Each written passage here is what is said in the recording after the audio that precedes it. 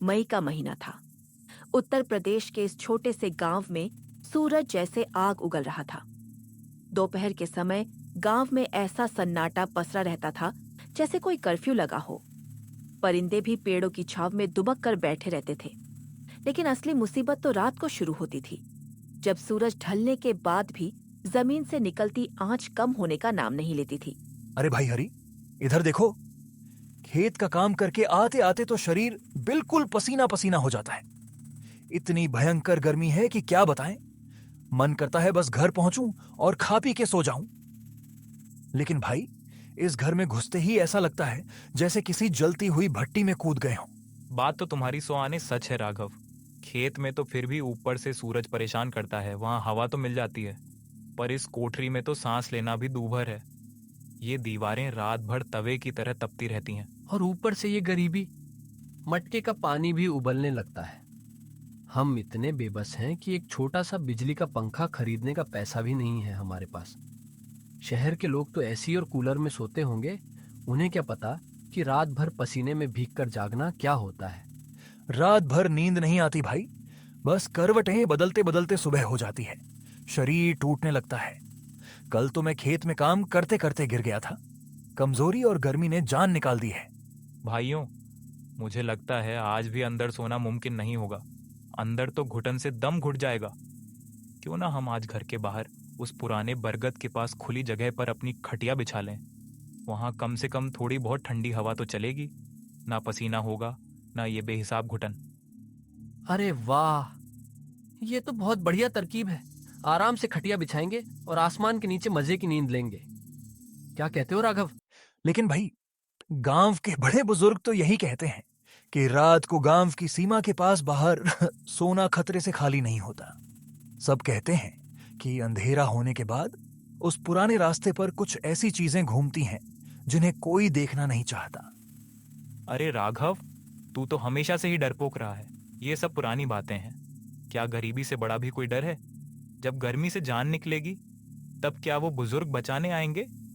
और फिर हम तीनों साथ रहेंगे तो चुड़ैल का बाप भी कुछ नहीं कर पाएगा। आएगी तो उसे लाठी से सीधा कर देंगे। हाँ राघव, डर मत भाई। आज रात बाहर ही सोना पक्का रहा। चलो अपनी अपनी खटिया उठाते हैं। वे तीनों अपनी खटिया उठाए बातें करते हुए उस संकरे रास्ते पर बढ़ रहे थे जो गांव के बाहर की तरफ जाता था। वहां सन्नाटा कल से भी ज्यादा गहरा महसूस हो रहा था। भाई, कुछ अजीब सा महसूस नहीं हो रहा तुम लोगों को? ऐसा लग रहा है जैसे कोई हमें देख रहा है। तू बस वहम पाल रहा है राघव। चुपचाप चल। अरे, ये क्या था? देखा तुमने? कोई हमारे पीछे भागा अभी, बिल्कुल बिजली की तरह। अरे कुछ नहीं होगा, कोई जंगली बिल्ली होगी या फिर नीलगाय का बच्चा होगा। तू बस डर के मारे अपनी परछाई से भी डर रहा है। चल जल्दी, वो सामने वाली जगह सही है। चलो अब चुपचाप सो जाओ, ज्यादा मत सोचो। रात के करीब 12 बज रहे थे। अचानक राघव की आंख खुली।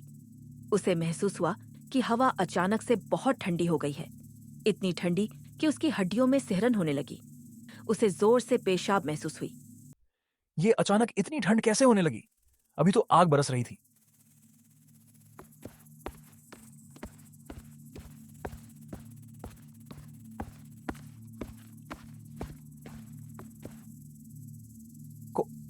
कौन है? हरी भाई, गोपाल, तुम हो क्या? मजाक मत करो यार, मेरी जान निकल रही है। राघव, तुझे बाहर सोने का बहुत शौक है ना? घर में गर्मी लगती है? सो जा। आज तो मैं भी तेरे साथ सोऊंगी। बाहर सोने में तुम्हें बहुत मजा आएगा। भाग राघव, आज नहीं भागा तो ये तुझे खा जाएगी। राघव ने देखा कि वह चुड़ैल राघव की खाली खटिया पर, जो हरी और गोपाल के ठीक बीच में थी, आराम से लेट गई। वह अपनी गर्दन मोड़कर कभी हरी को देखती तो कभी गोपाल को। हे भगवान, मैं तो भाग आया, लेकिन हरी और गोपाल, उन्हें जरा भी इल्म नहीं है कि मौत उनके ठीक बीच में आकर लेट गई है। अगर उन्होंने हाथ भी हिलाया तो वो चुड़ैल उन्हें खत्म कर देगी। अरे हरी, ओ हरी भाई, गोपाल, उठो जल्दी यार, देखो इधर कोई आया है, उठो ना। मौत कभी कभी दबे पांव नहीं आती, बल्कि आपके ठीक बगल में आकर लेट जाती है। हरि और गोपाल को रत्ती भर भी अंदाजा नहीं था कि उनका दोस्त राघव, जिसकी आवाज उन्हें सुनाई दे रही थी, वह असल में घर के अंदर दुबका हुआ खिड़की से अपनी मौत का तमाशा देख रहा था। अरे गोपाल भाई, ओ हरी, उठो ना यार, देखो मुझे डर लग रहा है, उठो जल्दी। अरे राघव, सोने दे भाई, अभी तो रात शुरू हुई है। तुझे मना किया था ना कि डरावनी बातें मत सोच। चुपचाप आंखें बंद कर और सो जा। आंखें कैसे बंद करूं गोपाल? अगर आंखें बंद की तो देखूंगी कैसे कि तुम दोनों कैसे दिखते हो। उठो ना, एक बार मेरी तरफ देखो तो सही। ये राघव नहीं है। राघव के पैर इतने लंबे नहीं थे, और ये बदबू जैसे कोई जानवर मर गया हो। हरी भाई उठो, जल्दी उठो, देखो बीच में कौन है। जाग गए? बहुत जल्दी जाग गए। मैंने तो सोचा था कि तुम्हारी आखिरी नींद यहीं पूरी होगी। भागो गोपाल, पीछे मत मुड़ना, भागो घर की तरफ। वे अपनी जान बचाकर बेतहाशा भागे। कांटे उनके पैरों में चुभ रहे थे, झाड़ियां उनके कपड़ों को फाड़ रही थीं, लेकिन मौत का डर इतना बड़ा था कि उन्हें कोई दर्द महसूस नहीं हो रहा था। वे सीधे हरि के घर के दरवाजे पर पहुंचे, जहां राघव पहले से ही दरवाजा थोड़ा खोलकर खड़ा था। जल्दी अंदर आओ, जल्दी। राघव, तू अंदर कब आया और हमें बताया क्यों नहीं? हम तो बाहर मौत के साथ सो रहे थे। भाई मैं क्या बताऊं, मैं जब पेशाब करने गया तो उसने मुझे पकड़ लिया था। उसकी पकड़ बर्फीली ठंडी थी। मैं इतना डर गया था कि मेरी सिट्टी पिट्टी गुम हो गई। मैं जान बचाकर भागा और तुम दोनों को आवाज देने की हिम्मत ही नहीं हुई। मुझे माफ कर दो भाइयों, पर मैं सच में बहुत डर गया था। तू तो भाग आया, पर हम, मेरी आंख अगर 2 मिनट बाद खुलती तो आज गांव वाले हमारी लाशें उठाते। वह इंसान नहीं थी। उसने तेरी आवाज निकाली राघव। वह हमें फुसला रही थी। अब जो हुआ सो हुआ, कम से कम हम तीनों सलामत तो हैं। लेकिन अब क्या करेंगे? ये रात कैसे कटेगी? भाई, बाहर मौत है और अंदर ये भट्टी। बिना पंखे के इस कमरे में बैठना मुमकिन नहीं है। गर्मी के मारे दम घुट रहा है। ऐसा लग रहा है जैसे किसी ने कमरे में आग जला दी हो। सही कह रहे हो। कल रात जो हुआ उसके बाद बाहर जाने की हिम्मत तो किसी की नहीं होगी। लेकिन अंदर सोएंगे कैसे? पसीने से पूरा बिस्तर गीला हो जाएगा और बीमारी पकड़ लेगी। रात बीत गई, लेकिन खौफ नहीं गया। सूरज निकलते ही गांव में फिर से वही तपिश शुरू हो गई, लेकिन इस बार डर की वजह से तीनों घर के अंदर ही कैद थे। ये देखो भाइयों, ऐसे तो हम मर जाएंगे। ना हम बाहर सो सकते हैं और ना अंदर बिना हवा के रह सकते हैं। मुझे एक रास्ता सूझ रहा है। क्या रास्ता भाई? देखो, हम तीनों गरीब हैं, अकेले कोई अच्छा पंखा नहीं खरीद सकता। लेकिन अगर हम तीनों अपने पास रखे हुए थोड़े थोड़े पैसे मिला दें तो एक सस्ता सा फर्राटा पंखा आ सकता है। वह इतनी तेज हवा देता है कि हम तीनों इसी कमरे में आराम से सो पाएंगे। ना चुड़ैल का डर होगा, ना गर्मी की चिंता। मेरे पास पिछले महीने की मजदूरी के 150 रुपए बचे हैं। मेरे पास भी 200 रुपये हैं जो मैंने बीज खरीदने के लिए रखे थे। लेकिन जान है तो जहान है। और 200 मेरे पास है। कुल 550 रुपए हो गए। इतने में दूसरे गांव की बिजली वाली दुकान पर एक पुराना या सस्ता नया पंखा मिल जाना चाहिए। चलो अभी निकलते हैं, दोपहर होने से पहले पहुंचना होगा। जल्दी चलो। वे तीनों फिर से उसी रास्ते पर थे, लेकिन इस बार दिन का उजाला था। फिर भी जंगल के उस हिस्से को पार करते समय उनकी रूह कांप रही थी, जहां रात को वे खटिया बिछाकर सोए थे। खटिये वहीं पड़ी थी, लेकिन उन्हें उठाने की हिम्मत किसी में नहीं थी। भाई धूप तो देखो, ऐसा लग रहा है जैसे सिर पर किसी ने दहकते अंगारे रख दिए हों। चलते चलते पैर जल रहे हैं। बस थोड़ा और गोपाल भाई, एक बार पंखा आ गया ना तो रात की नींद सुकून की होगी। सोचो, ठंडी हवा आएगी और हम मजे से सोएंगे। ना उस चुड़ैल की लाल आंखें दिखेंगी, ना ही पसीने की चिपचिपाहट होगी। वाह, जल्दी चलो, हमें अंधेरा होने से पहले वापस लौटना है। मुझे नहीं लगता कि सूरज ढलने के बाद इस रास्ते पर रुकना हमारे लिए अच्छा होगा। वह अभी भी कहीं आसपास ही होगी। घंटों की मशक्कत और मीलों पैदल चलने के बाद वे तीनों आखिर दूसरे गांव की उस दुकान पर पहुंच ही गए। उनकी जेब में वो 550 रुपए थे, जो उनकी रातों की नींद और जान की हिफाजत की आखिरी उम्मीद थी। अरे भाई साहब, कोई सस्ता सा फर्राटा पंखा दिखाओ। हम गरीब लोग हैं, बस काम चल जाए और हवा अच्छी दे। आओ भाई आओ, बड़ी दूर से आए लगते हो।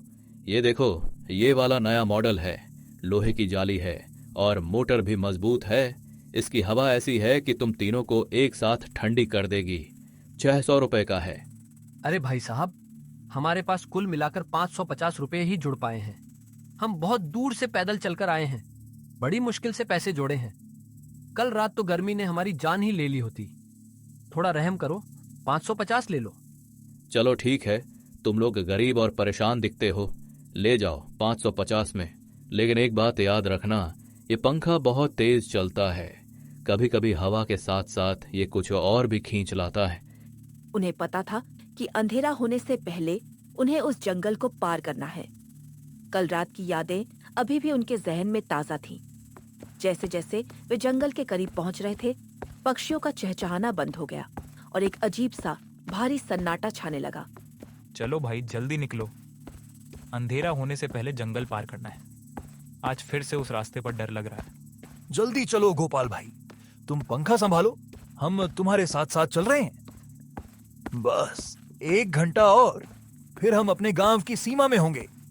पंखा काफी भारी है भाई, अभी तो आधा रास्ता भी नहीं हुआ और मेरी गर्दन अकड़ने लगी है। पर कोई बात नहीं, आज रात जब ये चलेगा तो सारा दर्द भूल जाऊंगा। अचानक गोपाल को महसूस हुआ कि पंखे का वजन धीरे धीरे बढ़ रहा है। पहले जो पंखा सिर्फ भारी था, अब वो ऐसा लग रहा था जैसे कोई भारी पत्थर उसके सिर पर रख दिया गया हो। अरे भाई रुको, 1 मिनट रुक जाओ, मेरा दम निकला जा रहा है। ये पंखा, ये अचानक इतना भारी कैसे हो गया? ऐसा लग रहा है जैसे कोई ऊपर से इसे दबा रहा हो।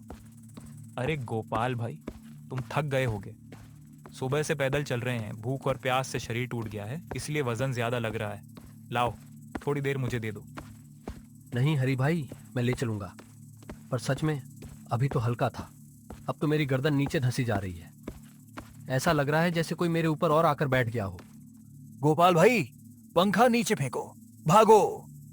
क्या हुआ राघव, क्या देख लिया तुमने? ही, तुम तीनों इतनी रात में कहाँ जा रहे हो? अभी गर्मी का मौसम चल रहा है ना, बहुत पसीना आ रहा है तुम सबको। देखो, मेरे भी बाल पसीने से भीग गए हैं।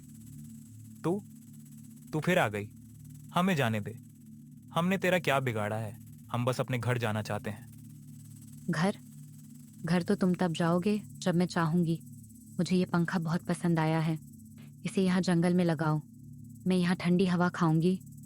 तुम तीनों भी यहीं रुक जाओ मेरे साथ, बहुत मजा आएगा। चुड़ैल की आवाज में एक ऐसी कशिश और खौफ था कि तीनों के पैर जमीन से चिपक गए। जंगल का रास्ता अब बदलने लगा था। वे जिस रास्ते पर भाग रहे थे, वही रास्ता बार बार उनके सामने आ रहा था। वे एक ही जगह पर गोल गोल घूम रहे थे। हरी भाई, राघव भाई, रुको, मेरा पैर फंस गया है, मुझे बचाओ। नहीं भाई, मुझे अकेला मत छोड़ो। हरी और राघव डर के मारे इतने अंधे हो चुके थे कि उन्हें एहसास ही नहीं हुआ कि गोपाल पीछे छूट गया है। उनके पीछे चुड़ैल की भयानक हंसी गूंज रही थी। वे तुझे छोड़कर चले गए गोपाल, उन्हें सिर्फ अपनी जान की फिक्र है, लेकिन मुझे तेरी फिक्र है, और इस पंखे की भी। तुझे बहुत गर्मी लगती थी ना, ले, अब तुझे कभी गर्मी नहीं लगेगी। डर इंसान को इतना अंधा बना देता है कि उसे अपनों की चीख भी सुनाई नहीं देती। हरी और राघव ने अपनी जान बचाने के लिए वह सब कुछ पीछे छोड़ दिया था जिसे वे अपनी ताकत मानते थे। बंद दरवाजे के पीछे वे सुरक्षित तो महसूस कर रहे थे, लेकिन वह सुरक्षा एक बहुत बड़ी कीमत पर मिलने वाली थी।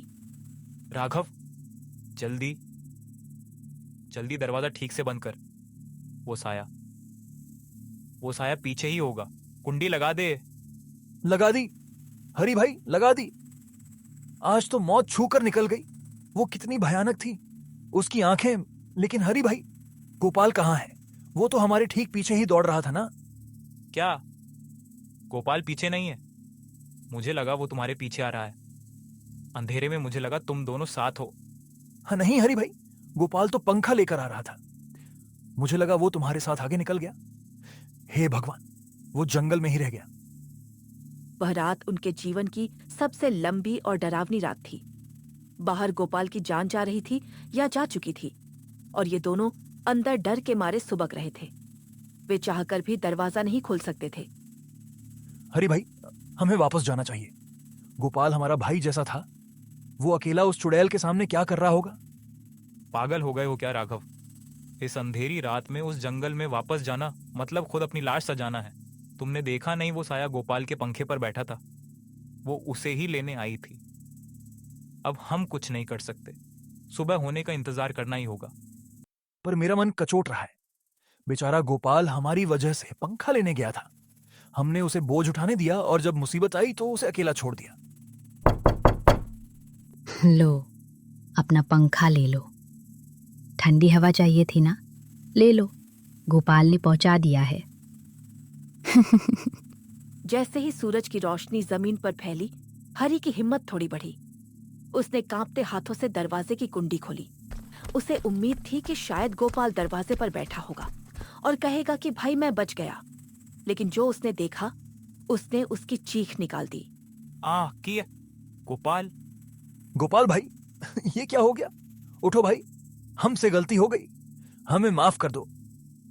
लेकिन सबसे डरावनी बात लाश नहीं थी। गोपाल के शव के बिल्कुल बगल में वह नया फर्राटा पंखा रखा हुआ था। वह पंखा बिल्कुल साफ था, जैसे उसे अभी अभी दुकान से लाया गया हो। पंखे की जाली पर खून की एक बूंद तक नहीं थी। हरी भाई, ये पंखा, उसने इसे मार दिया और पंखा हमारे दरवाजे पर छोड़ गई। ये पंखा नहीं, गोपाल की मौत का सौदा है। इसे फेंक दो हरी भाई, इसे जला दो। फेंक कर क्या होगा राघव? हम गरीब थे, हमने हवा के लिए अपने भाई को खो दिया। ये पंखा हमें हमेशा याद दिलाएगा कि हमने डर के मारे अपने दोस्त का हाथ छोड़ दिया था। राघव, बहुत गर्मी है, शरीर जल रहा है। हाँ भाई, सांस लेना मुश्किल है। अब सोते क्यों नहीं? देखो कितनी ठंडी हवा है। अब तो गर्मी नहीं लग रही ना?